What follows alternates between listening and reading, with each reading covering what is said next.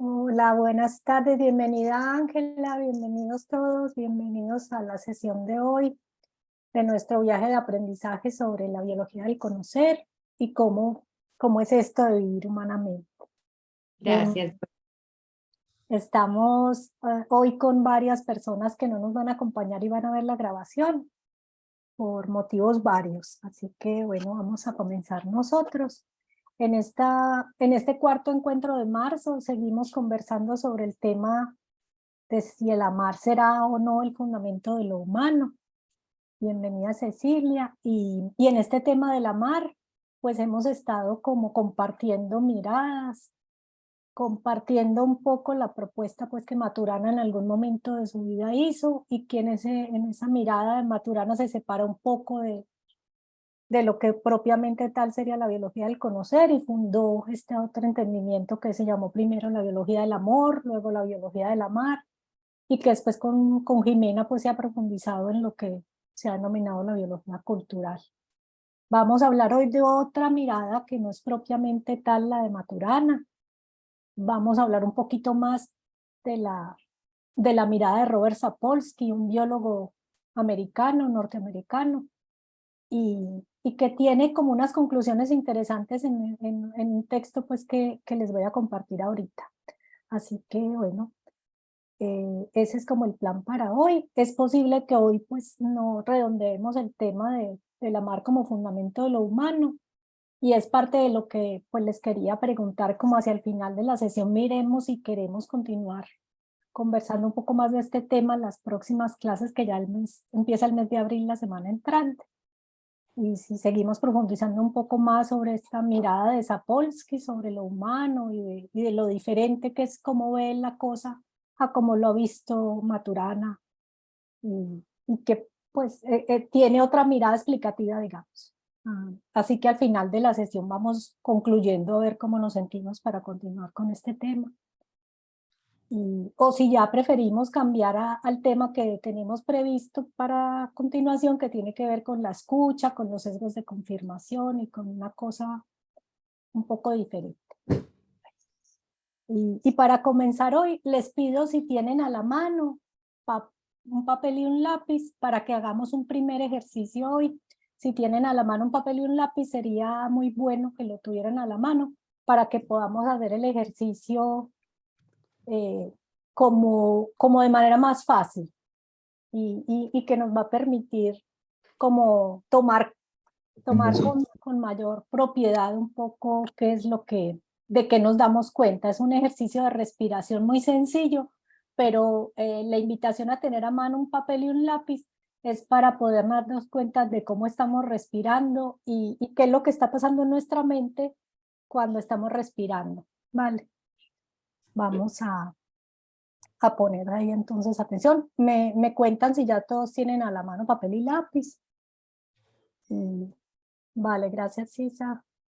Sí, perfecto, gracias. Estamos listos entonces. Bueno, vamos a hacer nuestro ejercicio de observar la, la respiración y vamos a observar, en ese observar la respiración, vamos a tomar nota, digámoslo así, de qué tanto se nos va la mente a pensar en otra cosa.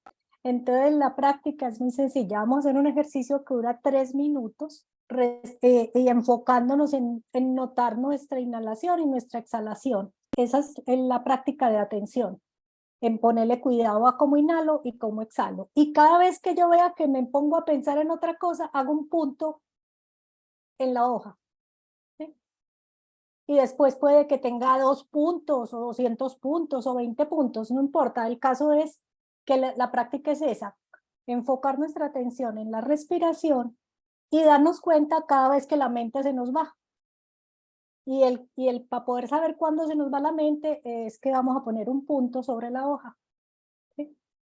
Ese es el ejercicio. ¿Está clara la indicación? Bueno, yo voy a contar el tiempo, así que les voy a invitar a que se pongan cómodos, que pongan ambos pies en el piso. Si quieren, pues pueden cerrar los ojos o pueden poner la mirada en algún lugar donde sea fácil para ustedes como mantener la atención. Vamos a hacer una respiración de 4 por 4, es decir, inhalo contando hasta 4 y exhalo contando hasta 4. Vamos a inhalar y exhalar por la nariz. Vamos a comenzar. Cada quien puede contar a su ritmo, ¿sí? Así que yo voy a empezar a contar el tiempo. Vamos a empezar. 3, 2, 1, comenzamos.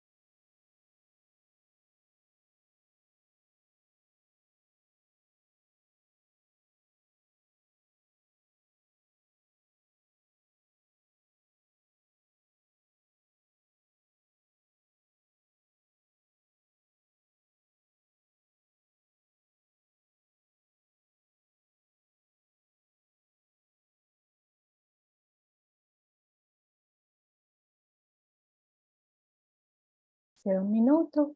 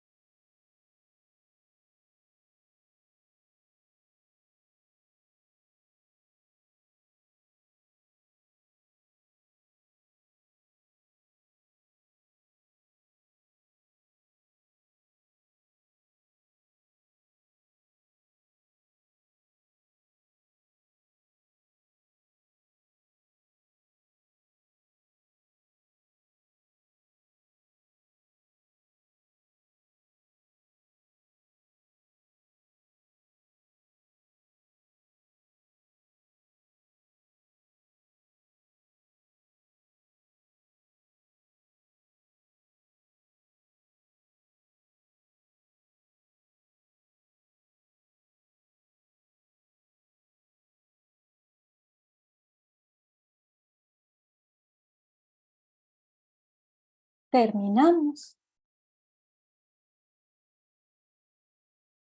¿Cómo nos fue con el ejercicio? ¿Alguien quiere contarnos?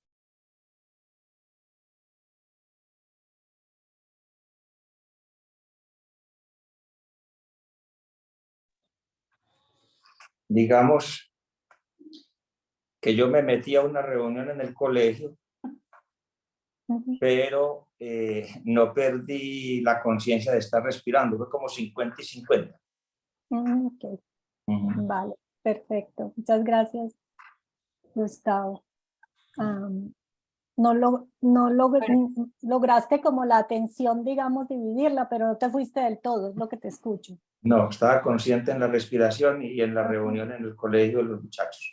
ok, vale, muchas gracias.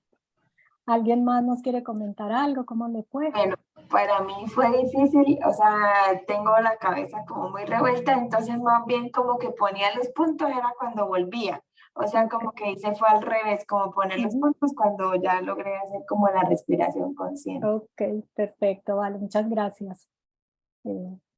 ¿Alguien más quiere comentarnos algo? Yo anoté 3 puntos Ajá, en los que evidentemente me había ido, ajá, pero sí habían como lapsos cortitos, ajá, oía un ruido, por ejemplo, ujú, o otra cosa, ujú, que no me desconectaba de la respiración, pero sí estaba como pendiente de otras cosas además de la respiración. Ok, perfecto, entiendo, vale, muchas gracias. Como que es una atención como más periférica, sí, sí, de un poco de propiocepción dónde estoy y qué está pasando a mi alrededor. Muchas gracias, Mauricio. Por aquí veo que Nilka levantó la mano, cuéntanos, Nilka. Al principio muy juiciosa. 1, 2, 3, 1, 2, 3. Como en la mitad, Ajá, trataba de irme y trataba de retomarlo. ok. Pero me doy cuenta que la concentración es como de 1 minuto y medio. Qué Complicado. buena, qué bueno Mm. ese darse cuenta. Mira, gracias, Nilka, porque sí, no, nuestra concentración está cada vez como más corta y eso ya lo están mirando los neurocientíficos. Como tenemos tantos estímulos y tanta cosa a la vez, cada vez está siendo como más corto el tiempo de concentración. En esta semana estaba viendo un estudio que decía que, por ejemplo, los especialistas en marketing hablaban primero de que había que ganar la atención en los primeros 20 segundos del video. Y el último estudio que leí esta semana hablaba de que hay que ganar la atención en los primeros 8 segundos del video. Eso ha pasado en los últimos 5 años, así que luego no vamos a lograr ganar la atención, yo creo, pero bueno. El tema es cómo practico yo este asunto de fijar la atención y cómo hemos venido haciendo varias veces en este caminar juntos. La respiración es uno de las prácticas como más poderosas y más sencillas y nos ayuda a entrenarnos en enfocar la atención, nos ayuda a entrenarnos en el venir acá al presente, como le llamaban Jimena y el Doc poéticamente, este presente cambiante continuo o estar en el aquí y en el ahora, como le llaman también. La respiración ayuda como para eso. Y esta pequeña práctica, no importa si saqué muchos puntos o pocos, la idea es que la invitación que les dejo es que si les hace sentido hacer este ejercicio, lo pueden repetir. Si tienen personas que se beneficiarían del entrenamiento de la atención, pues que les inviten a hacerlo. Es un ejercicio que dura 3 minutos y que con el entrenamiento pues uno va dándose cuenta cómo puede hacer esto que mencionaba Mauricio y que mencionaba Gustavo. O sea, que sigo atento a mi respiración, o sea, sigo estando en el aquí y en el ahora, pero también tengo como esta habilidad para atender a otras cosas que están pasando en mi entorno en simultáneo. Esa es una invitación que les dejo. Nilka, ¿quieres comentar algo más? Cuéntanos. No, señora, qué pena, No. se me quedó levantada la mano. Ok, vale, no hay Ya problema. lo hago. Muchas gracias a ti. Eh, y bueno, esa pequeña práctica posibilita como más cosas de las que uno piensa en términos de la respiración. Y vuelvo como a insistir también en practicar esta respiración donde la inhalación y la exhalación duran lo mismo. Es una técnica de respiración muy sencilla y que cuando uno la practica con continuidad le va trayendo una sensación como de bienestar extendido, como un manejo más armónico, si se quiere, de las situaciones del día a día. Entonces, para que pues si se animan a practicarla, lo recuerden. Puede ser una respiración 4x4 o puede ser 3x3 también. Y si ya están como muy avanzados, pueden hacerla 5x5 también, que es un poquito más exigente en términos cardiopulmonares, pero esa es como la idea también, ¿no? Que uno la pueda hacer sosteniéndola varios minutos. De eso se trata el tema. Vale. Vamos a continuar nuestra conversación. La semana pasada quedamos en que yo les iba a hacer como un mapa con los conceptos que conversamos la semana pasada respecto del amar, fundamento de lo humano. Así que voy a por acá compartirles la pantalla y se las muestro. Me confirman ahora, todavía no la ven, ¿verdad? No.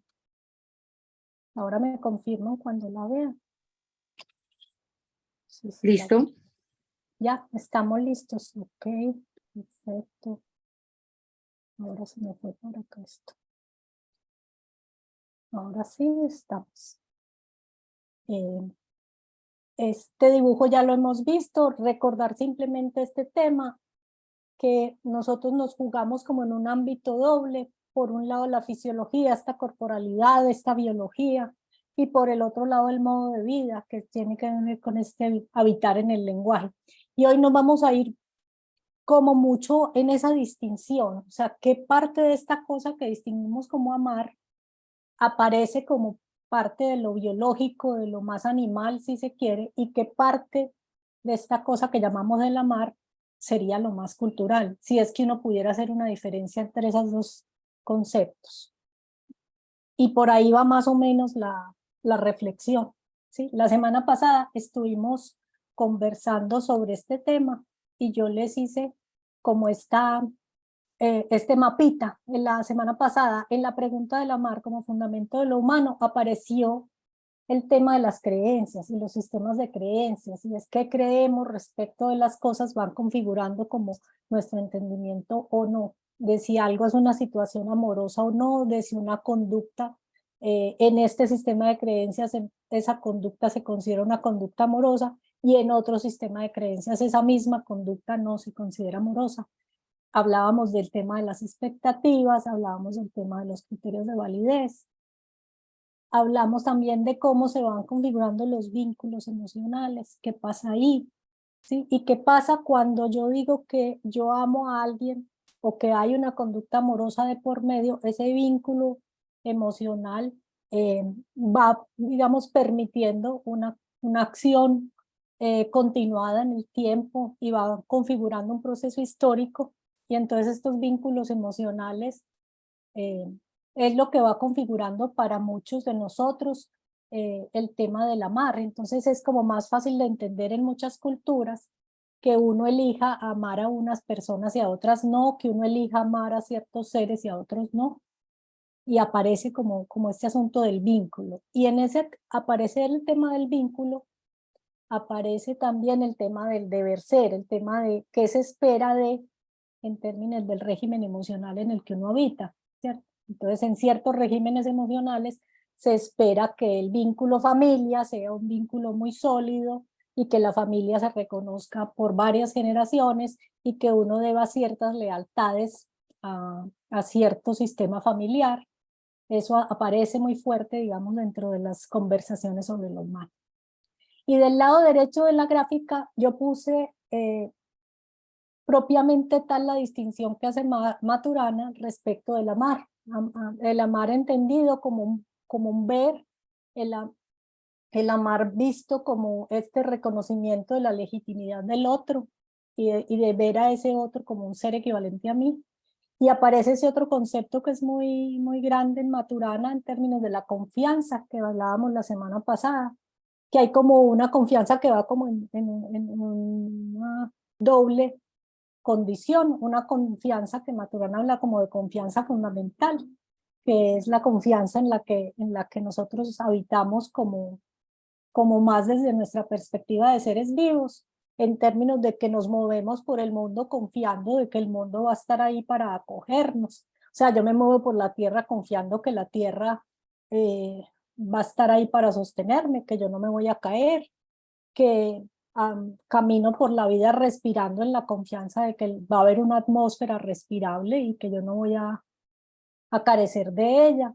Y como lo decía Maturana muy poéticamente, que la mariposa nace en la confianza de que va a haber flores y néctar del que alimentarse, y que así nacemos como bebés, en la confianza de que va a haber un entorno allí que me acoja. Esa es como una de las distinciones de confianza. Pero aparece también la otra distinción de confianza que viene más como desde el ámbito más cultural, en términos de saber si sí o no puedo eh, digamos, desarrollar mi actividad o coordinar mis acciones con los otros, y que se van a cumplir los acuerdos y que las otras personas o inclusive yo misma o yo mismo me voy a comportar de la manera esperada o de la manera acordada. ¿Sí? Que es ahí donde hay bastantes dificultades relacionales en el mundo humano que nosotros habitamos. Por ahí nos fuimos como en la conversación la semana pasada. Aparecieron también unas menciones respecto a esta sensación de escasez no ser suficiente y de escasez en términos de recursos y de escasez en términos de cualidades y de condiciones para operar. Y como esta sensación de no tener suficiente apareció como una de las razones por las que de pronto el amar se enreda, o nos enredamos nosotros como humanos para sostener este supuesto amar que es nuestro fundamento. Por ahí hay como mucha tela que cortar en términos de que vivimos una cultura donde permanentemente nos sentimos como en falta, nos sentimos que necesitamos un montón de cosas para ser exitosos y para prosperar en esta cultura. Dentro de esas muchas cosas, pues bienes materiales y bienes también de índole relacional y atributos, digamos, de índole relacional aparecen ahí, o sea, en términos de capital relacional, si se quisiera ponerle un nombre a eso, aparece ahí. Y aparece aparejado con eso, John Jairo hablaba de los deseos y de que, bueno, capaz si lo que nos enreda en este asunto del amar sea el tema de los deseos. Y si no deseáramos cosas, capaz si el amar sería más sencillo, que esa es más o menos la propuesta budista, ¿no? De eliminar como la fuente, la fuente de los deseos y de transitar por un camino donde el desear no esté en el centro. Y aparecía también la palabra miedo como un antagonista, digamos, como, con esta perspectiva del amar. Ha sido como los conceptos, como los puntos de atención o los nodos de la conversación que hemos tenido, pues este mapita lo hice como para tratar como de ir consolidando un poco, bueno, qué será lo que nos hace falta como humanos para poder movernos en ese amar del que Maturana hablaba, ¿no? Y ha sido hasta ahí más o menos donde va la conversación. Agregándole algo a eso, yo traigo otros mapitas para que conversemos también sobre eso. Y estos mapitas tienen que ver con una distinción que trae la biología del conocer y que Esteban Rojas, el coordinador del postítulo, y que algunos de ustedes conocen y de quienes algunos de ustedes son muy cercanos, nos insiste tanto en la línea cero del conocer y en distinguir, digamos, este doble juego en el que nos movemos. En este asunto abajo, de la línea cero hacia abajo, que serían los asuntos más desde la biología, desde la animalidad, si se quiere, y desde la línea cero hacia arriba, que es donde empieza el asunto más del lenguaje, de la cultura y de lo humano propiamente tal. Yo hice una propuesta de dibujo, puede que no sea muy oportuna, ustedes me dirán si quedó peor de enredada la cosa, pero pues esa es la idea. Y es que arriba hay un montón de acciones, de conductas, de verbos, ¿sí?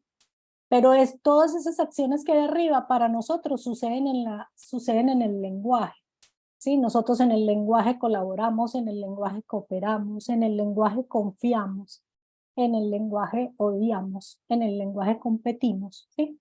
Son todas acciones que operan en el lenguaje para nosotros como humanos, ¿sí? Entonces todos esos son constructos de nosotros en tanto humanos, consecuentemente son constructos culturales y hacia allá vamos a seguir como elaborando. Pero abajo, en el lado como más verdecito, si se quiere, yo puse como ciertas condiciones fundantes del fenómeno social que también están muy asociadas con lo que nosotros en esta cultura llamamos el amar. Para nosotros en esta cultura el amar lo entendemos como varias de estas cosas, ¿sí? Y asociamos el amar con este vivir en la cercanía, aunque este vivir en la cercanía nosotros lo compartimos con el resto de los seres vivos sociales, ¿sí? El resto voy a usar el término que les gusta usar a los biólogos, el resto de bichos sociales también viven la cercanía y construye grupos, pues las hormigas construyen hormigueros, ¿sí? Los elefantes que se constituyen manadas, ¿sí? Nosotros constituimos familias, constituimos comunidades, constituimos grupos tribales, ¿sí? Que viven juntos, que viven en cercanía, que comparten, en ese vivir en la cercanía, comparte el asunto habitualmente de la comida, y es una de las acciones sociales por excelencia. Y habitualmente nosotros asociamos muchísimo eso con el amar. De hecho, por eso es que los humanos tenemos también tantos asuntos respecto de la comida y de la adicción a la comida y de los problemas con la comida. Y es que asociamos la comida como un acto amoroso y esa conducta de alimentar al otro se considera una conducta amorosa per se. Y de hecho uno habitualmente comparte alimentos con la gente a la que quiere, con la gente en la que, visto como lo ve Maturana, con la gente a la que uno ama. Uno normalmente no comparte alimentos con la gente a la que no ve, a la que no distingue como legítima, a la que no distingue como equivalente a uno, ¿cierto? Uno comparte alimentos con otros seres que para uno tienen una condición de equivalencia y como de legitimidad. Este compartir alimentos lo hacemos también, por ejemplo, con las mascotas. Y en ese sentido está el vínculo y el amar con la mascota como muy clarito. Pero cuando se acerca otro bicho, por ejemplo, otro perro que no es el perro de uno, u otro gato que no es el gato de uno, no sé, o llega una hormiga a subirse sobre el postre que uno tiene en la mesa, uno como que ahí ya no la distingue tan legítima, ¿no? Sino como que ya no quisiera compartir el alimento pues con ese otro ser. ¿Sí? Entonces ahí va también este tema, ¿no? El otro concepto que tiene que ver con esto que nosotros podríamos llamar amar, desde esta cosa como más animal, más biológica, podría ser el asunto de la crianza extendida, y sobre todo en lo humano. Nosotros somos una de esas especies donde la crianza es más larga y más extendida, donde el vínculo padres a hijos se conserva durante prácticamente toda la vida. Hay culturas donde hay unos rituales de pasaje más definidos y donde a cierta edad se sigue conservando el vínculo, pero la autonomía pues de cada individuo es marcadamente diferenciada. Hay otras culturas donde eso no es tan así y los hijos siguen conviviendo con los papás, con los abuelos, y están estas culturas donde varias generaciones conviven en la misma casa, por ejemplo. Y este tema de la crianza extendida se hace como central, no solo desde el punto de vista de lo, digámoslo así, de lo biológico, sino sobre todo desde el punto de vista de lo cultural. Y el otro elemento que vimos dentro de estos 4 elementos fundantes de lo social y que para nosotros como que nos lo llevamos hacia el lado del amar, es el tema de la sexualidad activa y de que nosotros hemos desacoplado como humanos el asunto de la sexualidad del tema reproductivo. Y eso no solo lo tenemos nosotros, hay otras especies que comparten con nosotros esa condición, pero para nosotros en el amar eso también es muy central. A nosotros en nuestra interpretación del amar pues como humanos. Y por aquí llegó Liliana que estaba atrasada. Y en ese sentido de la sexualidad activa, desacoplada, digamos, del tema reproductivo, no somos los únicos, pero sí que es como una de las partes que nos tiene a nosotros como humanos como en una deriva que no siempre es fácil de llevar en todas las culturas. Digamos que a raíz de cómo concebimos ese asunto de la crianza extendida, de la sexualidad activa y de la vivencia en cercanía, es que, digamos, hemos cometido diferente tipo de acciones que después uno las mira y no las ve tan amorosas, ¿sí? Ahí aparecen ciertas condiciones y ciertas conductas reiteradas y conservadas en ciertos grupos humanos donde uno ahí sí duda, ¿será que esto sí es amar? ¿Será que, pues, sí? Entonces, por un lado, desde el punto de vista del fundamento social, uno dice, ok, le creo a Maturana que él diga que el amar está como fundamento de lo humano, le creo, y si me pongo a mirar estas componentes del fenómeno social, me parece que el doctor tenía razón en esa propuesta, ¿sí? Pero cuando veo cómo operamos los humanos, No, digo, pero a la, entonces, a la clínica Medellín. por aquí, Liliana, bienvenida, por aquí te estamos Ay, hola. oyendo. Buenas, ¿cómo está? Buenas tardes. Sí, entonces, ahí en ese punto estamos, ¿sí? De hecho, biólogos de la Chile que han trabajado mucho tiempo con Maturana, como el doctor Podosis, por ejemplo, tiene una mirada muy distinta sobre el tema de la mar y lo humano, ¿no? El doctor Podosis digamos, no está de acuerdo con la propuesta del doctor Maturana sobre la mar como fundamento de lo humano, sino que el doctor Podosis se queda con estas conductas del fenómeno social y dice que cada quien tome su decisión al respecto, pero él desde la mirada de biólogo y desde la operatoria que la biología nos permite ver, él dice, bueno, yo puedo ver esto y puedo ver que nosotros como seres vivos compartimos estas características con los otros seres vivos, con los otros primates, pero yo no quisiera tomar partido porque haya una condición como el amar que sea fundante para nosotros. Sobre todo también porque como tenemos esta distinción, es como que el amar está en la bisagra. Hay unas acciones del amar que están por aquí en lo animal y hay otras acciones del amar que están en lo cultural. Entonces se generan muchas confusiones muy fácilmente. Y como nos matamos unos a otros por este asunto de la mar, entonces sí, uno entiende que sea un poquito difícil aceptar que la mar es la condición fundante de lo humano. No obstante, está presente como parte del fenómeno social muchas acciones que uno engloba con el verbo amar. Pero hay otras acciones que uno engloba dentro del verbo amar que no están ahí. El asunto, por ejemplo, de matar en nombre de la patria o por defender al clan, ¿sí? Puede leerse desde una perspectiva como una acción de amor por la patria y desde otra perspectiva como una acción violenta contra otro grupo humano. Entonces, ¿qué hago ahí? Y vamos a continuar un poquito en ese caminar. Y si seguimos con este caminar, les traigo este otro mapita, ¿sí? Vuelve y juega del lado de arriba de la línea del conocer y del lado de abajo de la línea del conocer. Del lado de arriba vemos lo humano, lo que es cultural, lo que nosotros construimos, conservamos en nuestro modo de vida humano. Y nosotros en nuestro modo de vida humano cultivamos el odio, cultivamos la colaboración, cultivamos la violencia, cultivamos bastantes series de conductas. A odiar se aprende odiarlo, a colaborar se aprende colaborando, ¿sí? A ser violento se aprende viviendo en un entorno violento. Son todas estas acciones que yo aprendo en una cultura humana y la aprendo de otros humanos. Y yo como humano pequeño, como bebé, como niño, nazco en un entorno donde esas clases de conductas aparecen y yo aprendo eso como parte natural de lo que es ser humano.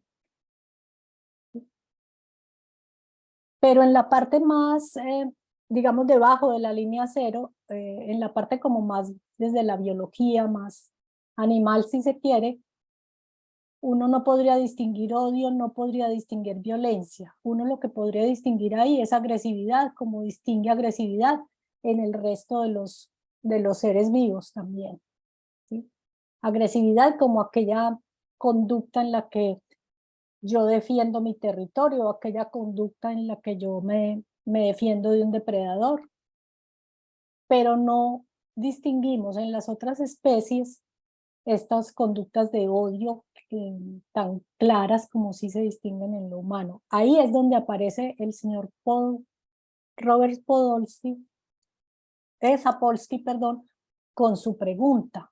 Y es que nosotros no nos choca la violencia, esa es la reflexión del hombre. Él dice, no es que los humanos nos choque la violencia. De hecho, lo que nos choca es una violencia que no sea la violencia adecuada. Y por ahí se va la investigación de Sapolsky. Y él en esa investigación trae como dos grupos de culturas y las pone una al lado de la otra. Y dice, Sapolsky, bueno, habría que mirar que hay unas culturas más orientadas a lo colectivo y unas culturas más orientadas a lo individual, ¿sí? Y fíjate que una cultura y la otra cultivan conductas diferentes, cultivan modos de vida diferentes, y esa es la reflexión que el hombre hace, ¿sí? Las culturas más colectivistas cultivan la armonía, la interdependencia, la conformidad, y las necesidades del grupo guían el comportamiento. Por otro lado, las culturas individualistas son las que abogan por la autonomía, por el logro personal, la originalidad, y las necesidades del individuo van primero. Nosotros, como Occidente, como un todo, es una cultura marcada por el individualismo y digamos que cada vez más acentuada. Es una cultura que desde niño uno va creciendo en esa cultura del logro individual y en esa cultura de la autonomía y de la autodeterminación, y donde se resalta, digamos, al individuo por encima del grupo.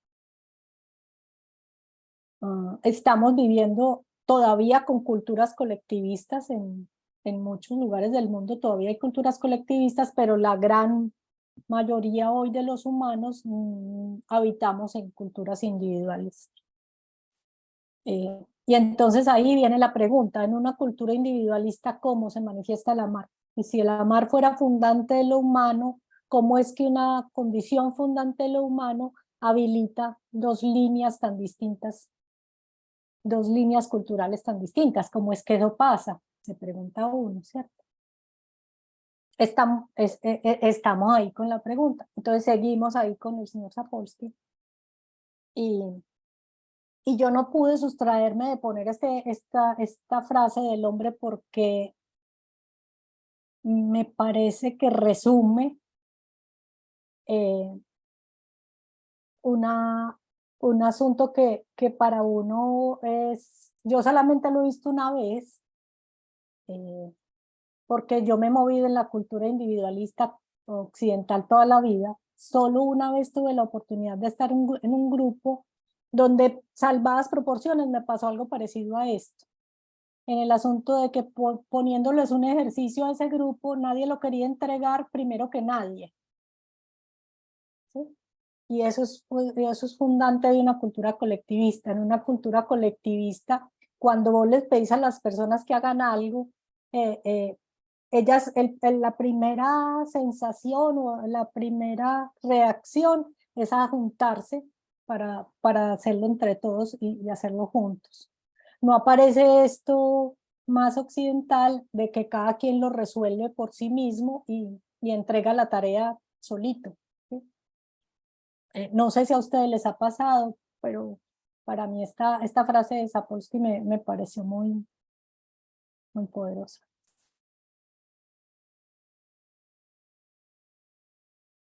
A propósito, el profesor Sapolsky es conocido por dar unas charlas muy divertidas. Tiene un humor muy ácido, ¿sí? Muy ácido, y le gusta como mucho como hacer esta confrontación. Entonces también él termina siendo una persona que o te es muy rico escuchar o te parece muy duro de escuchar. Es como difícil tener un término medio con el profesor Sapolsky. Y en la propuesta de la investigación de Sapolsky, él habla como de tres factores que nos determinan.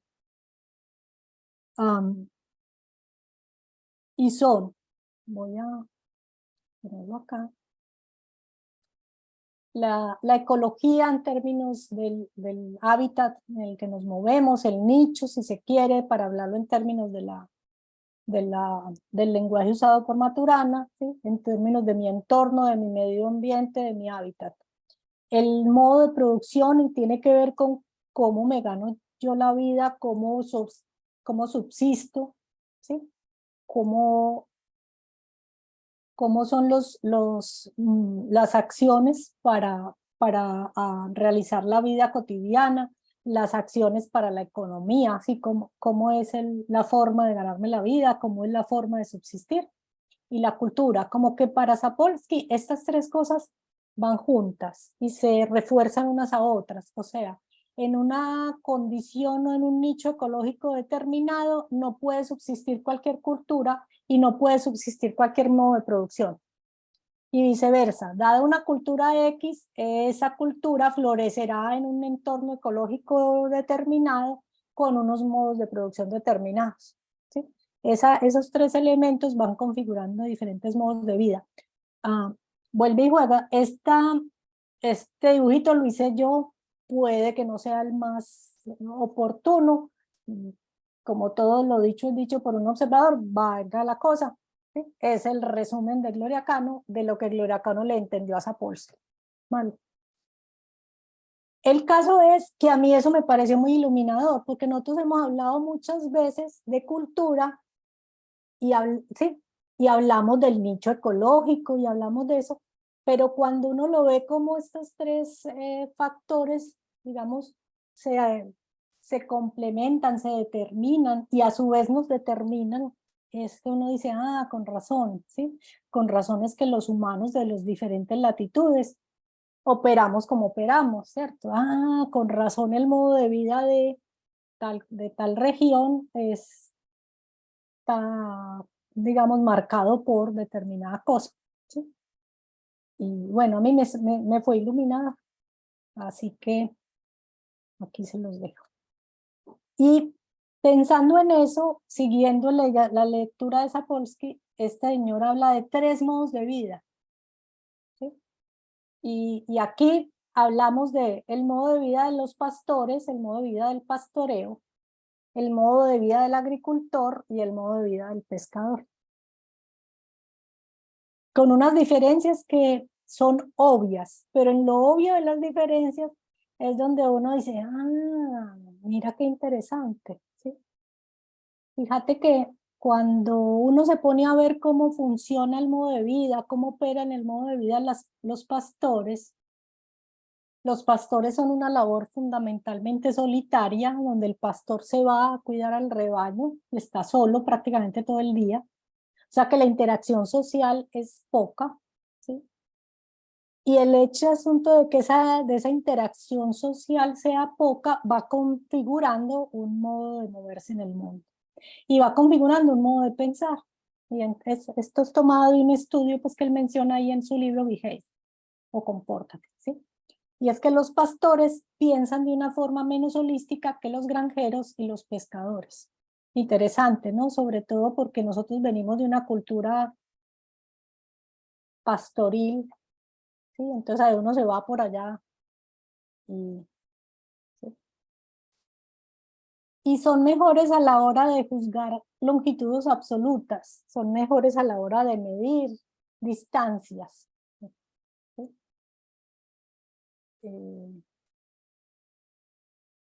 Y son menos buenos a la hora de categorizar relacionalmente los objetos. Interesante.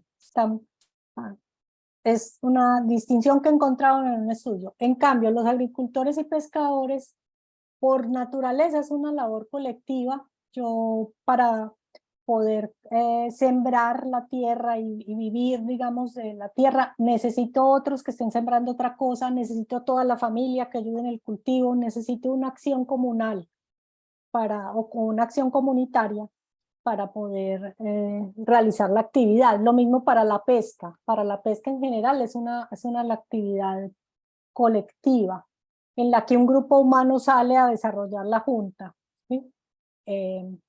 Y entonces eso genera otra manera de relacionarse y genera otra forma de resolver la vida. Entonces los agricultores y pescadores como cultura son mejores a la hora de hacer juicios y son mejores a la hora de hacer agrupación relacional de objetos. Y la conclusión como más fundamental, si se quiere allí, es que la interdependencia social fomenta el pensamiento holístico. Pille pues entonces por qué a los humanos de Occidente y en general las culturas que son ahora poderosas se nos dificulta tanto el pensamiento holístico, porque venimos de culturas pastoriles de los últimos 30.000 años para acá, si se quiere. Y muchos de nosotros venimos de la cultura que fue de pastores de desierto, que viene la otra claridad que el hombre nos pone. ¿Sí? Ay, me pasó, espera.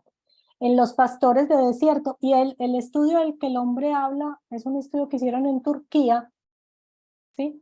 Y de acá toman ellos digamos, las conclusiones de culturas que están hoy viviendo en lugares donde ha habido pastoreo, agricultura y pesca por miles de años.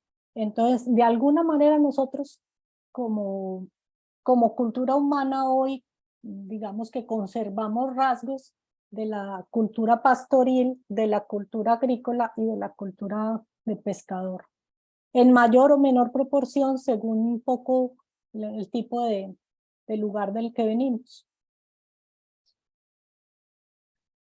Y concluye también Sapolsky, en las culturas pastoriles abunda el militarismo, especialmente en las culturas pastoriles de los desiertos.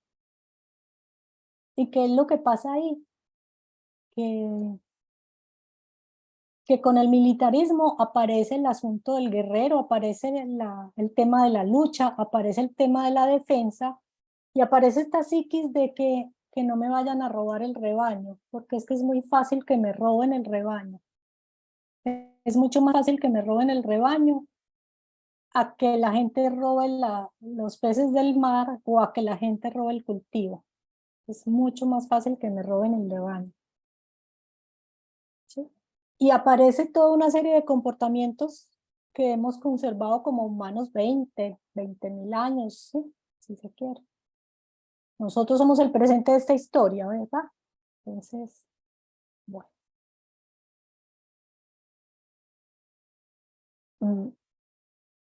Ahora vienen cosas bien duras en términos de los numerales A, B, C y D que concluye Sapolsky. Es una conclusión poco agradable de leer, pero que en aras de poder entender cómo somos como bichos sociales, uno diría, bueno, pareciera ser que eso me explica un poco por qué es que nos peleamos tanto, ¿sí? Y por qué es que los humanos cultivamos la violencia como la cultivamos.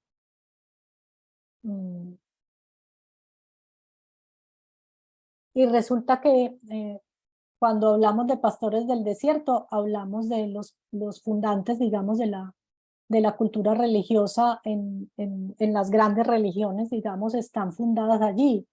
Por un lado el judaísmo, por el otro lado el cristianismo y por el otro lado el islamismo, pastores del desierto. ¿Sí? Entonces, cuando hablamos 8 días de los sistemas de creencias, véalos aquí. Es que la creencia no sale sola, la creencia viene de un modo de vida que se conserva en el tiempo, y ese modo de vida que se conserva en el tiempo está íntimamente ligado al nicho ecológico en el que yo habito, ¿sí? Íntimamente ligado a la forma como me gano la vida, a la forma como obtengo la subsistencia.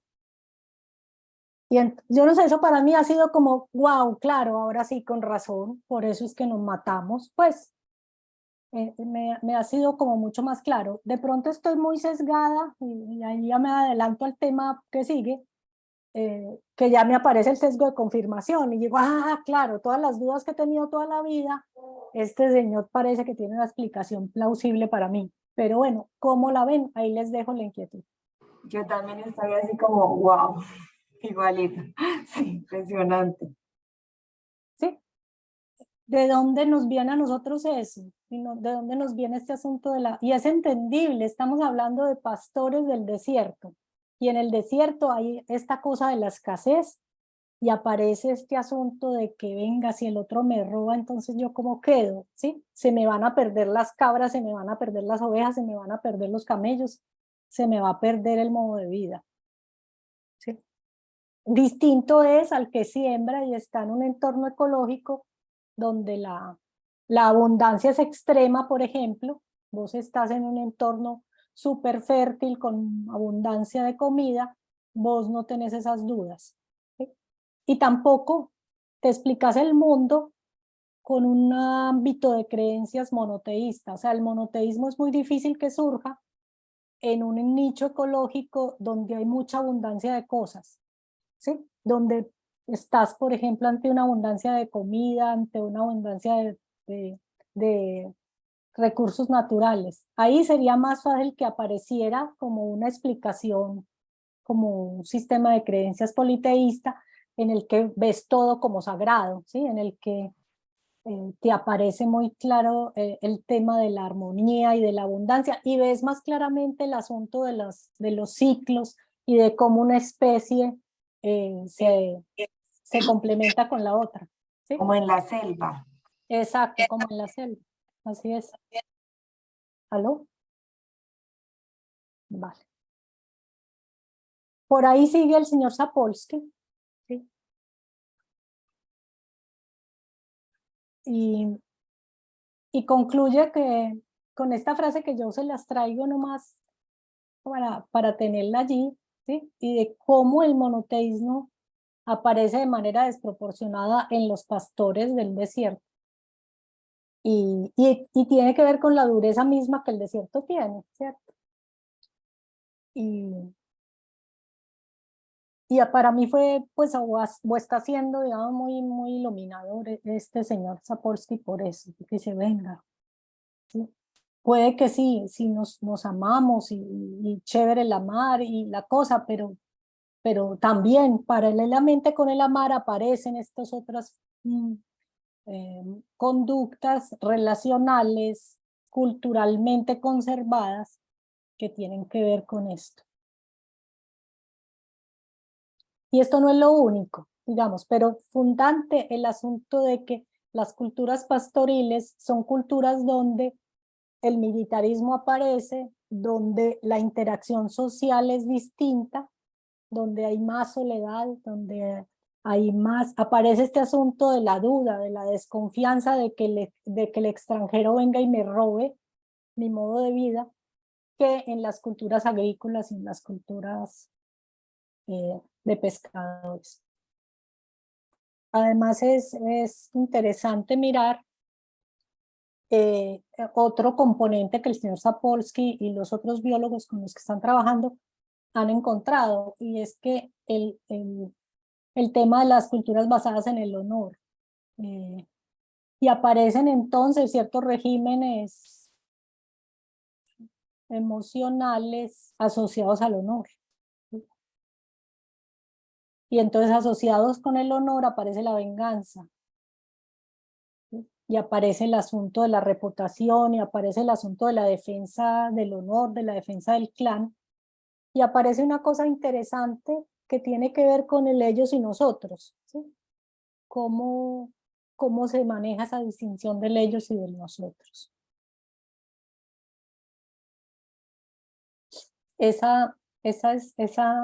Digamos, estas conclusiones del trabajo de Sapolsky están en este libro que se llama Compórtate, en este libro que se llama Behave. No viene propiamente tal, él es un biólogo que no viene desde la mirada de la biología del conocer, y eso vale la pena aclararlo otra vez, pero que a mí me ha parecido interesante como traer esa voz para mirar qué tenemos nosotros para decir al respecto. Y tiene luego una mirada también respecto de las culturas más estratificadas versus las culturas más igualitarias. Y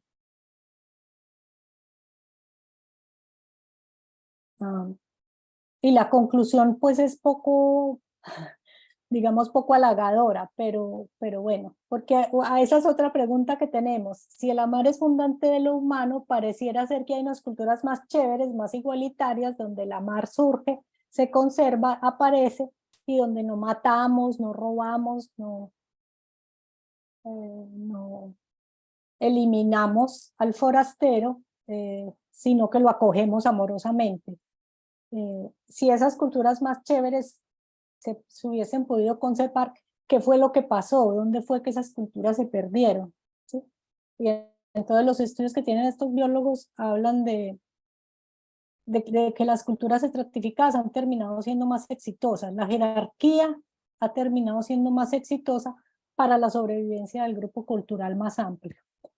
Eso es una cosa que a mí me sigue generando mucha, pues como mucha cosa que pensar, ¿no? Me sigue dando como mucho que pensar.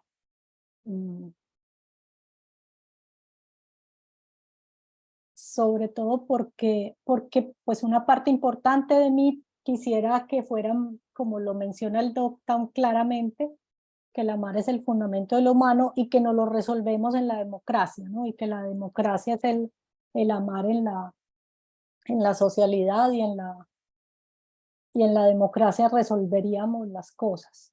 Entonces, ¿qué es lo que nos falta aprender para poder hacer democracia, no? Nos falta aprender a vivir en el amar. Ok, entonces, ¿cómo le hacemos?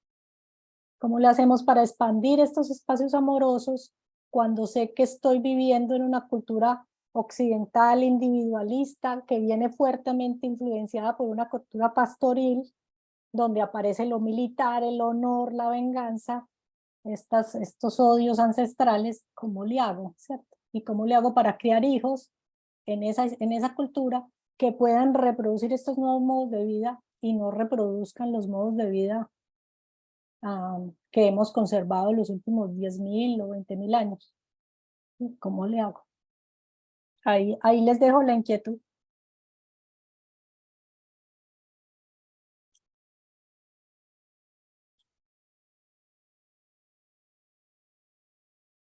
Voy a dejar acá de compartir.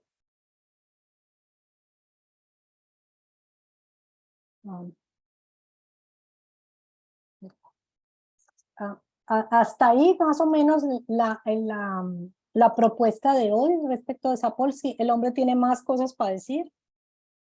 Y cómo lo oyen, no sé, les escucho.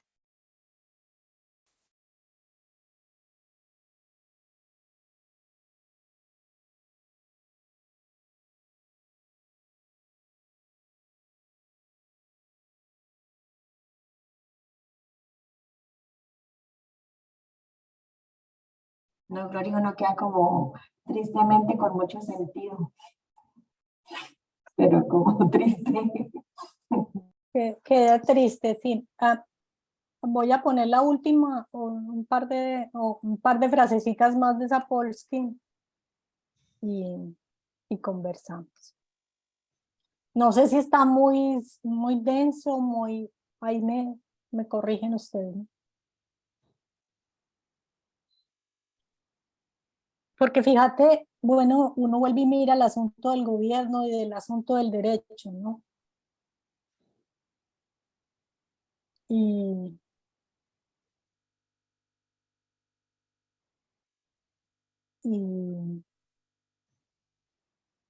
esta conclusión lo pone a uno también a pensar en eso. Bueno, ¿qué tanto de eso todavía nosotros conservamos? Puede que nosotros hoy no nos sintamos pastores, pero somos el presente de una historia de transformaciones en las que esto ha estado presente, ¿sí? Y esto sigue operando, ¿sí? Esta sensación de vulnerabilidad, esta sensación de que el mundo no es un entorno seguro, ¿no? De que hay un montón de saqueadores y de ladrones alrededor, de que hay que cuidarse del otro. Entonces, ¿cómo expando esta conducta amorosa humana de la que habla Maturana? ¿Cómo expando esta conducta democrática? ¿Sí? Si tengo este peso cultural tan grande, ¿sí? Esa sería como la pregunta. Yo estaba pensando, bueno, esto ha llevado como a nuestros sistemas en los que convivimos, pero pareciera que todavía, o sea, esos sistemas como tan antiguos, tan primitivos, digamos, y todavía se ve, o sea, por ejemplo, todo el paramilitarismo en los llanos orientales, esas cosas, o sea, tan primitivo y a la vez tan cercano, ¿sí? O sea, no solamente como en las instituciones en las que uno vive, sino como Así tan cercano, tan hace poco tiempo. Así es, así es. Muchas gracias, Magna. Gustavo y Ángela tienen levantada la mano, cuéntenos. Pues es muy amplia la exposición que haces, Gloria, y realmente hace unos planteamientos que expanden más allá de lo que hemos como incorporado en lo de la biología cultural de Humberto. Lo mismo que este ver biológico, de como hace la línea cero del conocer, también es muy enriquecedora, porque rescata la animalidad que somos y cómo a partir del lenguaje hemos construido todas estas teorías y explicaciones de lo que nos pasa como humanos, ¿cierto? Y la distinción que hace Sapolsky, yo pienso que es un ver más de lo que nos pasa como seres vivos. Y hace su explicación como la hacen todos los demás que pensamos, los humanos, y constituimos las teorías, la ciencia, las religiones, en fin, todas las creencias, tratando de explicarnos eso que nos pasa. Tenemos la herramienta para explicarnos, ¿cierto? Yo veo una coincidencia entre lo que tú presentas de Sapolsky como el medio, los modos de producción determinantes de la cultura y del modo de vivir, ¿cierto? Y creo que ahí se encaja con lo que Carlos Marx había dicho por allá en 1800 y pico, y es que definitivamente el modo como producimos nosotros la riqueza, lo que necesitamos para comer, determina la manera como nos relacionamos, o sea, determina la cultura. Así es. Y él ahí plantea que lo que generó el distanciamiento, generó la agresión, la explotación entre nosotros los humanos y todo el dolor que tenemos, es cuando nos apropiamos de esos medios de producción. Así es. Que uno necesita un medio para producir, ya sea la mano, ya sea la piedra, ya la tierra y la más alta tecnología. Ya cuando eso pasa de ser colectivo, cuando deja de ser un bien común para volverse un bien propio, un bien exclusivo, ese tiene el derecho, es el poder de explotar a los demás, de volver a los demás como también instrumentos de producción a cambio de una paga por los bienes que manipula, por lo que manipula para producir unos bienes. Y ahí se encuentra mucho con lo que plantea Maturana, y es cuando nos volvemos, cuando nos apropiamos de las cosas. Y ahí es donde generamos las grandes diferencias entre nosotros y surge entonces la cultura de la apropiación, que es esta en que estamos. O sea, la cultura individualista, y que surge también allá del pastoreo, la explicación que también da Maturana, como estos pastores para cuidar su manadita, su manada, pues mata al lobo y aprende a matar por matar. Ahí se desarrolla ya el tema de la violencia y se desarrolla el tema de la propiedad. Entonces, quiero cerrar con esto. Y una pregunta, Gloria. Entonces, esa cultura, la cultura, ¿cómo es que llamas? La cultura colectivista, es la cultura matrística a la que se refiere entonces Maturana. Y que nosotros en el fondo, a pesar de que llevamos 15 o 20.000 años, que en ese flujo relacional o nicho, que es nuestro medio donde realizamos la vida como individualista, ahí nacimos, ahí estamos, pero en el fondo anhelamos esos modos de vida colectivistas. porque nos duele el dolor del otro, Así es. porque no queremos la injusticia social, porque nos gusta la inclusión, Así nos es. duele la exclusión. ¿Cómo es que eso está en uno? ¿De Así dónde está eso? Como en esa, viene como en nuestros genes, como que está ahí. O sea, la reproducción sistémica de generación tras generación, donde digamos, este tipo de humanos ha estado mucho más tiempo en la colectivista que en la individualista. Pareciera ser, Pareciera. sí, pareciera ser. Y de hecho, yo estoy un poquito atrasada en revisar unas informaciones que van como por esa línea y que tiene que ver también con este asunto de cuándo se cruzaron los neandertales con los devisonianos y con los Homo sapiens para dar surgimiento a este tipo de humanos que somos nosotros hoy, ¿cierto? Ahí también hay estudios que están haciendo los biólogos, los antropólogos para dar pistas sobre eso, ¿sí? Sobre qué tipo de humanos venimos siendo nosotros a partir de estos cruces que tuvieron ellos. Yo estoy apenas revisando, digamos, ese material, pero es así más o menos como tú lo describes, cómo va la conversación entre los biólogos. Y que estas culturas más matrísticas, más colectivistas, donde la lucha no está en el centro, donde la apropiación no está en el centro, cuando están en su entorno, viene una cultura conquistadora, estratificada, militarista y la aniquila rápidamente, ¿cierto? Que es como lo que ya sí hay digamos, registro histórico de que eso es lo que ha pasado, ¿cierto?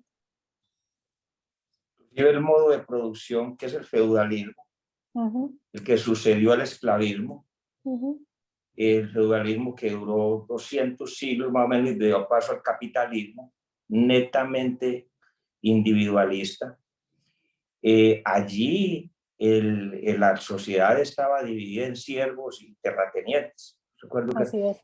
y el terrateniente igualmente, el tabás era la agricultura y la pesca. Y quisiera yo hacer una pregunta al texto que lo compré y lo voy a leer. No sé si tú podrás explicarlo, pero esa cultura feudalista basada en la agricultura, porque todavía no estaba la revolución industrial, no existían las ciudades siquiera, estaba el campo, pero ahí estaba la explotación del terrateniente sobre los siervos.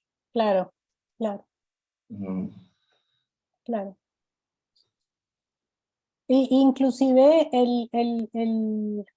digamos, el término de explotación aparece en varios momentos de la humanidad y aparece en diferentes nichos ecológicos, aparece en diferentes lugares, ¿sí? Y también aparece este asunto de que colapsan estos imperios, que ha sido como también la otra parte de la historia, y colapsan porque no se pueden sostener en términos económicos ni tampoco en términos sociales, y ahí es donde hay un declive y termina desintegrándose, digamos, el imperio. En ese aspecto también hay cosas por revisar ahí. Hay una parte del texto donde hablan también un poco del surgimiento de las ciudades y el hecho de que gran parte de la humanidad vive en las ciudades ahora, ¿qué preguntas da para la nueva condición de humanidad? En términos de que nosotros venimos, parece ser biológicamente cableados, el término no es preciso, pues, pero bueno, venimos biológicamente constituidos para reconocer a los que son parecidos a nosotros, y tenemos esa habilidad perceptual, ¿sí? Para poder decir este es de los míos y este no, y eso le pasa pues a todas las especies en general, y a los humanos nos pasa, y ahí hay un estudio que hacen estos biólogos sobre el tema del anonimato en las ciudades, y en razón de que mientras más grande es la ciudad, mayor es esta sensación de anonimato. ¿Y qué me pasa a mí cuando cuando no veo sino rostros que no significan nada para mí, o sea, no establezco vínculo con ninguno de esos rostros. ¿Qué me va pasando a mí como humano con esta cosa del vínculo emocional que es fundante sin duda de una especie social como la nuestra? O sea, sí me duele del otro, pero de pronto no de todos los otros que componen la ciudad conmigo. Me duele del otro, de los que alcanzo a ver en un ámbito más chiquito, pero cuando la ciudad tiene 1.000.000, 20 millones de habitantes, ya los otros no los veo, ¿sí? Como que no logro vincularme con los otros, porque son demasiadas personas y se vuelven como seres sin rostro para mí. ¿Sí? Mira que cuando explotaron las Torres Gemelas, mataron alrededor de, no sé, miles de americanos, y que esta sociedad, sobre todo la americana, lloraba a sus muertos. Ujú. Quienes provocaron esa catástrofe, Bin Laden y esos grupos Ujú. estaban de fiesta. Y la expresión fue que a Dios se le fue la mano en generosidad por lo que ocurrió allá. Ujú. Lo que tú dices, y lo vimos en una clase pasada tuya, ¿cierto? Cómo una manera amorosa de ser amorosos es matar al enemigo. Matar al Apretar enemigo. el gatillo lo hacemos por amor, Así es. matamos al otro. Entonces, hace mucho más complejas esas relaciones entre nosotros. O sea, que no siempre el amor lo veo como que es eso de proteger y dejar aparecer y la legitimidad del otro, sino Ujú. también es cómo lo elimino. Y lo elimino desde ahí. Y la cosa viene también, y Maturana tenía un texto donde hablaba de eso también, de que para que el militarismo opere, yo necesito despersonalizar al otro, al enemigo, lo tengo que deshumanizar, porque si no aparece, según Maturana, esta cosa fundante del humano en la que me conduelo del otro, ¿sí? Y por eso tengo que asumir que el enemigo es una cosa y no una persona, y tengo que hacer una labor como de deshumanización del otro, ¿sí? Como de cosificación del otro para que yo pueda ejercer esas acciones de violencia extrema, digámoslo así. Y cuando miran a las personas que, que catalogan ya de entrada como sociópatas, por ejemplo, parte de lo que hablan es eso, es que para estas personas que ya clasifican como, no sé, un asesino en serie, por ejemplo, para esta persona los otros humanos no son seres equivalentes a él, serían el equivalente de una hormiga, ¿sí? O de una rata, o de algún otro ser vivo, pero no un humano equivalente a él, y por eso es que le surge que es legítimo asesinar al otro, y aparece este asunto del placer erótico muchas veces, y aparece el asunto del placer en la tortura del otro, ¿no? Y aparece la sevicia y esas manifestaciones, ¿sí? Que entonces la propuesta explicativa es, no, ese humano que se comporta así es un humano distinto a los demás, y le pongo la etiqueta de sociópata, este no es humano como nosotros, y entonces lo pongo en otro grupo, lo clasifico en otro lado, o vuelve y juega, lo deshumanizo yo porque me parece tan terrible lo que el otro hace que no puede ser un humano, ¿sí? Es interesante porque dependiendo para donde uno se pare con este asunto de la amorosidad, termina uno excluyendo al otro y poniéndolo en una categoría que lo deshumaniza porque lo que el otro hace le parece inhumano. Yo sigo con esa duda, por eso mi pregunta es si seguimos conversando de esto o damos por cierre y fin de la emisión dada la complejidad del asunto. Gloria, estaba muy interesante la charla y la exposición y no podía evitar, mientras tú ibas contando esto, que para mí es nuevo, pensar en la historia de mi familia y pensar en la historia de mi país, digamos, un país tan largo, Ajá, en donde tú tienes desierto, pero un desierto muy crudo arriba, en el norte, ajá. y abajo tienes algo como así como abundancia de El población. bosque maravilloso del sur. Ajá. Exactamente, entonces mi viejo, mis abuelos, mis ancestros vienen del norte de Chile, donde es desierto y el discurso, claro, familiar es como un orgullo de poder crecer en un ambiente tan hostil, ese cosa Tan como hostil. el orgullo, hay El que, honor, ¿no? El orgullo. no, Ajá. claro, claro, tierra de campeones y la gente se siente orgullosa de venir de ahí. Y también nuestro discurso como chilenos, lo bonito que es la gente del sur de Chile, los amables, los acogedores, los tan como buenas personas, Ujú. tan Tan lindas, amorosos, tan decimos. Ajá. amorosas allá en el sur de Chile. Ajá. Entonces, no podía evitar hacer, mientras tú hablabas, hacer esa Ujú. conexión de lo que yo viví. Me llamó mucho la atención también porque cuando estudié allá con la gente del laboratorio, a mí me quedó marcado mucho una clase del profesor Podosis acerca de las comunidades vegetales. Ujú. Entonces la hipótesis era que entre más diversa y extensa era la comunidad vegetal, digamos, mayor relaciones simbióticas entre las distintas especies de vegetales, Ujú. y mientras más extenso y simbiótico sea todo eso, menos vulnerable era, digamos, en Ujú. cuanto a los distintos cambios del entorno, porque Ujú. tenía una capacidad de acople mucho mayor, digamos. Mayor. Ujú. Tanto tenía una capacidad de acople mucho mayor y era menos frágil y menos vulnerable, al final, al fin y al cabo, la comunidad entera era más autónoma. Ujú.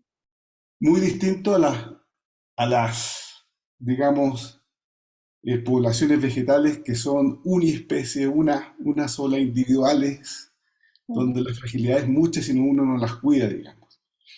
Entonces yo veía cómo eso distanciaba de lo que se estaba proponiendo, en donde se ponía ahí como que las comunidades, las culturas individualistas eran más exitosas en subsistir, digamos, y Ujú. dominaban a las otras en términos de relaciones humanas.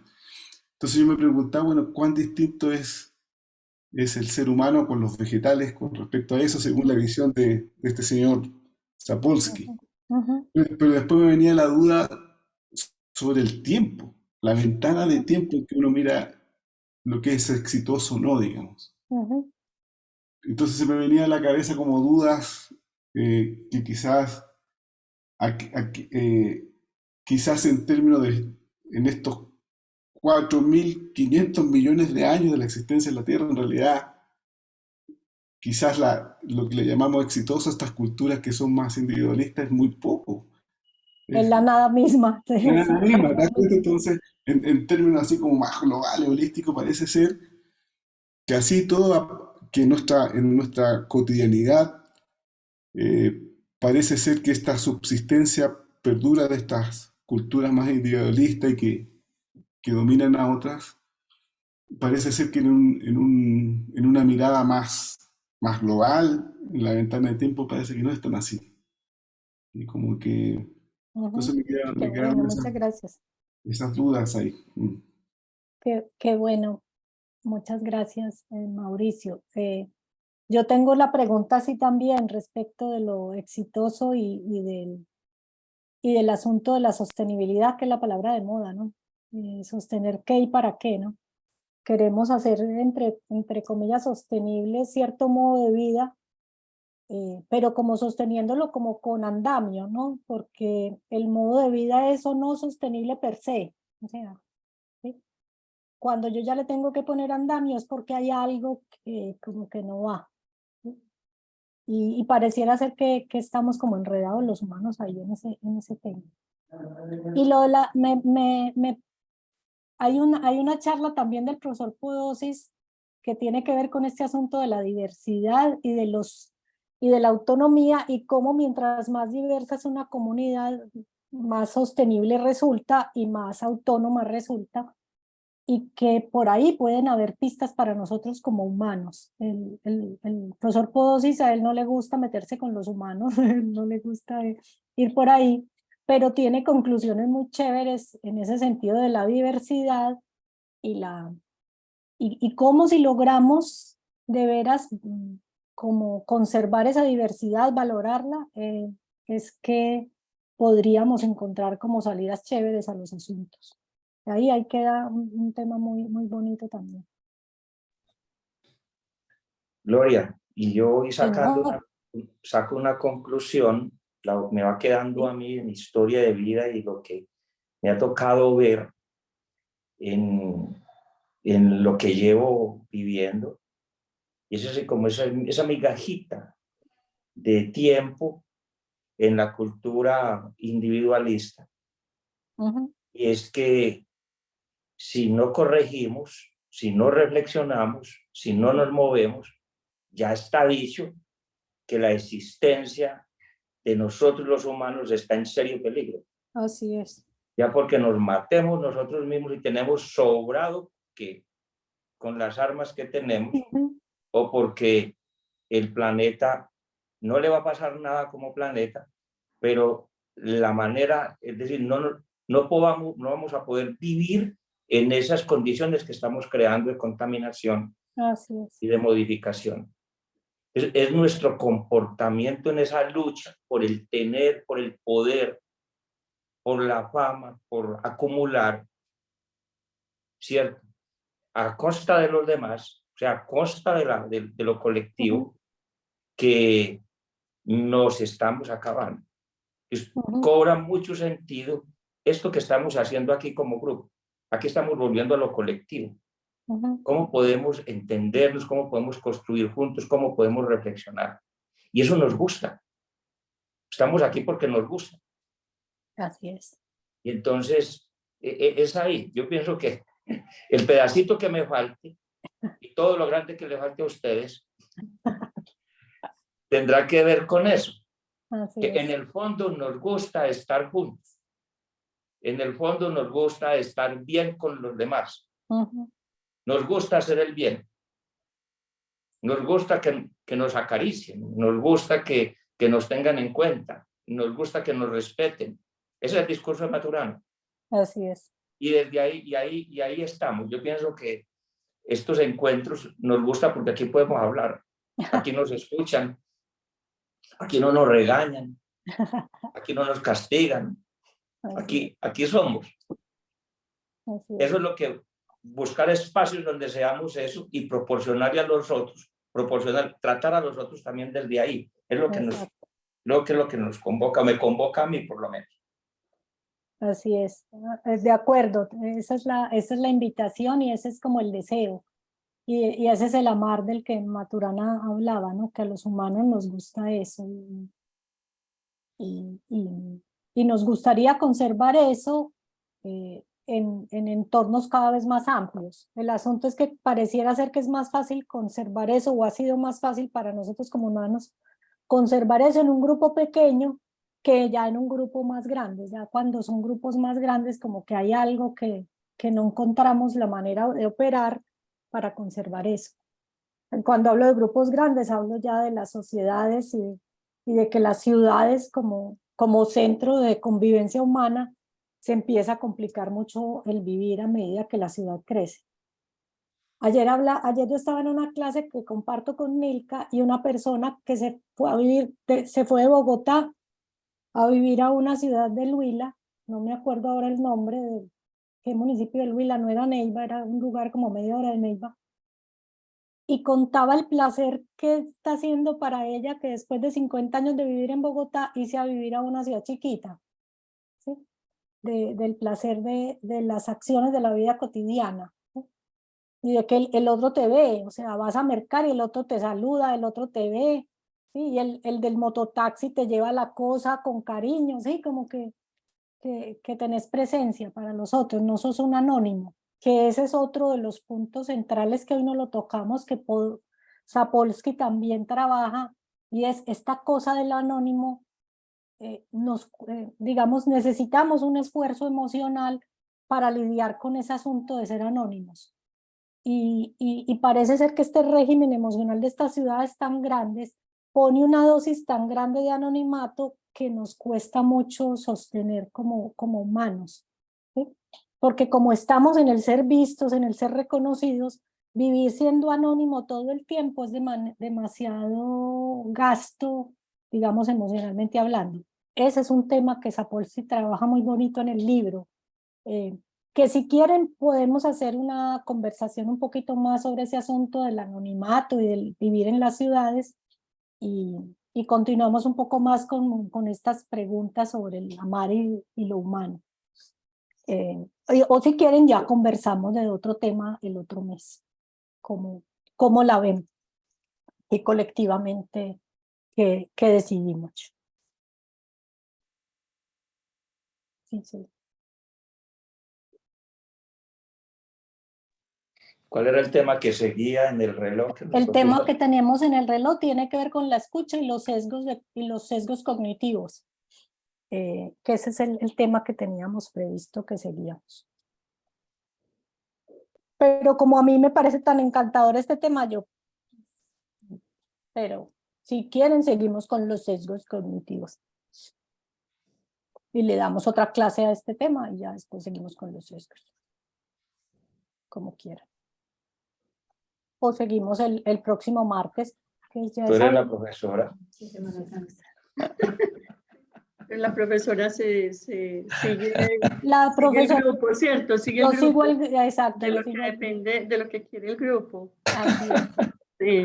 A mí es que me parece que el Bueno. tema del anonimato tiene cosas interesantes. Esta semana estaba viendo un documental de la gente que desaparece en el Japón. Le tienen un nombre a eso, se llama evaporarse. Yo me quedé impresionada. Y hay gente que trabaja evaporando personas. O sea, te ayuda a desaparecer, te ayuda a evaporarte. A mí eso me pareció impresionante. Es que lo hablo, me vuelve a dar escalofrío cuando lo pienso. Y que tiene que ver con este asunto de estas ciudades grandototas donde el anonimato pues puede ser de ese tamaño, de un tamaño tal que te evaporas y desapareces y te conviertes Desaparece en la un otro. identidad, la cédula, pues desaparece Te vuelves un como otro. sujeto visible, pero no desaparece como pues, en la vida. O desaparece. ¿Quién es el que desaparece? Y en este documental entrevistaban a personas que se han evaporado y a unos personajes que ese es su oficio. Yo te ayudo a evaporarte. A mí eso me impresionó. Interesante, Entonces, sí. Claro. Interesante. No son los desaparecidos que tenemos en Colombia y en Argentina y en Chile por miles, no estamos hablando de esos. Estamos hablando de evaporate, estoy en una situación de vida que no quiero sostener y quiero convertirme en un otro. Y entonces desaparezco para mi familia, para mis conocidos, para el gobierno, para todo el mundo. Me vuelvo anónimo. Me vuelvo anónimo y me voy para otra ciudad a vivir con otro nombre, haciendo otras cosas. O sea, tremendo eso. me evaporo. Tremendo eso, tremendo. Y son como 80.000 personas al año en Japón. A mí eso me pareció un número, es que 80.000 personas es una ciudad. Acá en Colombia. En el Japón. 80.000, o sea, si yo voy a evaporar 80.000 personas, es como que una ciudad completa desaparezca. Y yo ya no vuelvo a saber de esas personas, nada. A mí eso me impresionó. Interesante, interesante. Gloria, pero es que vamos a trabajar el martes santo. Ah, ¿el martes santo qué? ¿Cómo? El próximo martes es santo. Ah, yo les tenía esa pregunta, como si quieren hacemos la clase, si quieren la pasamos y descansamos el martes para que se puedan ir de semana de reflexión quienes salen de Semana Santa y seguimos la semana de después, que no sé qué número es. Yo voto que sí, porque no me quisiera perder esta charla. Sí, la próxima ya está próxima semana. Ya estamos descansando. El próximo martes es 4 de abril. Entonces, si quieren, descansamos y seguimos el 11 de abril. Perfecto. Sí. Descansamos y seguimos el 11 de abril. Y quieren que hablemos del anonimato y de eso, y luego seguimos con los sesgos. Sí, interesante, Gloria. Yo no conocía eso. Muy chévere poder escucharlo. A mí también, estoy de acuerdo con ambas. Sí. De acuerdo. Con el anonimato y seguimos el 11 de abril y descansamos el 4. Dale. Vale, Sí. perfecto. Vamos a hablar Gloria, del ve, amar que nos quizás, es un acto amoroso, evaporar a alguien, y vos oías hablar a este personaje, que ese es el oficio, y vos le veías que para esta persona ese es un acto amoroso. Yo te ayudo a desaparecer de una vida que no quieres vivir. ¿Y ese documental lo puedes compartir o qué? Sí, voy a buscarlo y se los pongo ahí en el chat del WhatsApp. y Perfecto, Gloria, y la gracias. charla también de diversidad y autonomía de Podolsky, ¿nos la puedes linkear ahí De para podosis. Ah, vale. Yo de apunto. Podolsky? Sí, Sí. listo. Yo la busco y el del documental de los japoneses. Y nos Sí, veríamos entonces el 11 de abril. el 11. Sí, perfecto. Perfecto, perfecto. Vale. Ay, muchas gracias Muy a todos. amable, Gloria. Gracias, gracias a Gracias. todos. Gracias, Muchas Milka. A ti, Muchas Gloria. gracias a todos Por por ninguno estar de este acá. grupo. Gracias. Que no nos Muchas evaporemos. gracias. Gracias, Milka. No. Gracias. Chao, chao. Chao, gracias. Gracias. Gracias, Luego, Gracias a Gloria. todos. Muy lindo chao. todo. Gracias. Gracias. Chao.